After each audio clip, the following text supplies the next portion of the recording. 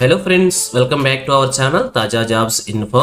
Friends, కేవలం 10వ తరగతి అర్హతతోనే ప్రభుత్వ పర్మనెంట్ ఉద్యోగాల భర్తీ కోసం మనకు అఫీషియల్గా నోటిఫికేషన్ రిలీజ్ చేశారు. ఈ నోటిఫికేషన్ ద్వారా ఎంటీఎస్ మల్టీ టాస్కింగ్ స్టాఫ్ అనేటువంటి ఉద్యోగాలను భర్తీ చేస్తున్నారు. అన్ని జిల్లాల వారు కూడా ఈ నోటిఫికేషన్ ఉన్న ఉద్యోగాలకు అప్లై చేసుకోవచ్చు. మరి నోటిఫికేషన్ ద్వారా ఎన్ని ఖాళీలను భర్తీ చేస్తున్నారు, వీరికి కావాల్సిన ఎలిజిబిలిటీస్ గురించి, అలాగే రిలీజ్ అయినటువంటి నోటిఫికేషన్ యొక్క పూర్తి వివరాలను కూడా తెలుగులో చెప్తాను. సో వీడియోని ఎక్కడ కూడా స్కిప్ చేయకుండా చివరి చూసే ప్రయత్నం చేయండి.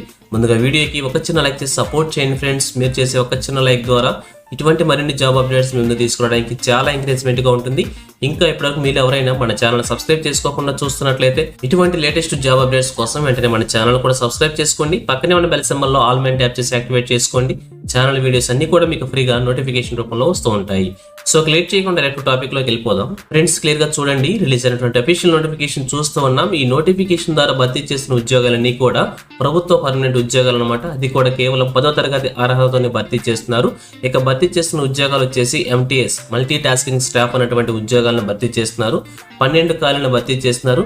కేటగిరీ వారీగా కూడా వేకెన్సీస్ మీరు చెక్ చేసుకోవచ్చు. అలాగే శాలరీ డీటెయిల్స్ చూసినట్లయితే 7th పే కమిషన్ ద్వారా 35,973 రూపాయలుగా మెన్షన్ చేశారు. అలాగే అప్పర్ ఏజ్ లిమిట్ వచ్చేసి 5/1/2026 నాటికి 25 years గా మెన్షన్ చేశారనమాట. ఇది వచ్చేసి జనరల్ కేటగిరీ అభ్యర్థులకి, అలాగే రిజర్వేషన్ క్యాండిడేట్స్ కి ఏజ్ రిలాక్సేషన్స్ కూడా ఉన్నాయి. క్లియర్ గా చూద్దాం. అలాగే అప్లికేషన్స్ వచ్చేసి మనం ఆన్లైన్ మోడ్ లో సబ్మిట్ చేసుకోవాల్సి ఉంటుంది. లాస్ట్ డేట్ చూసినట్లయితే 5/1/2026 సాయంత్రం 6 గంటల వరకు కూడా మనం ఆన్లైన్ మోడ్ లో అప్లికేషన్ సబ్మిట్ చేసుకోవచ్చు. జనవరి 5వ తారీఖు వరకు కూడా అవకాశం అయితే ఉందన్నమాట. ఇంకా అప్లై చేసుకోవాలనుకుంటే వెంటనే అప్లై చేసేయండి. అలాగే ఇక్కడ క్వాలిఫికేషన్ చూసినట్లయితే కేవలం మెట్రికులేషన్ ఆర్ ఈక్వలెంట్ పాస్ అని చెప్పి మెన్షన్ చేశారు. కేవలం 10th క్లాస్ అనమాట.